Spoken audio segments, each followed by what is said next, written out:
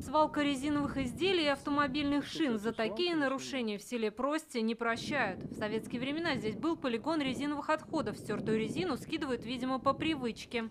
Еще в феврале эти залежи разгребали рабочие. Теперь же тут тихо. Хотя бы на время ситуацию улучшило бескомпромиссное обращение главы поселения в Министерство экологии Татарстана. В настоящее время там работа не ведется.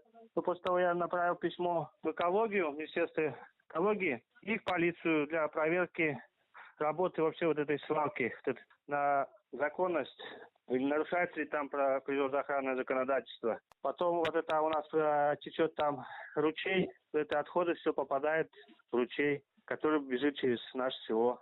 После обращения на место выехали экологи. Помимо резиновых отходов, специалисты установили, что здесь был снят плодородный слой почвы. Началось расследование. На месте нарушения мы выявили экскаватор, принадлежащий предприятию ООО «Камстроймаш». В рамках административного расследования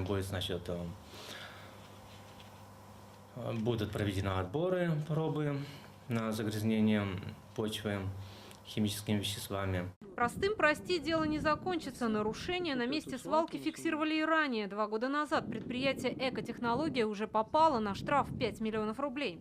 Провинились несанкционированными работами. Они нарушили естественный слой почвы. Кто в этот раз получит административную черную метку от Минэкологии, покажет следствие. Оно может продлиться несколько месяцев. Ясно одно – пониманием и прощением нарушитель не отделается. Елена Веселова, Александр Севастьянов, Ринат Харасов, ТНВ, Нижнекамск.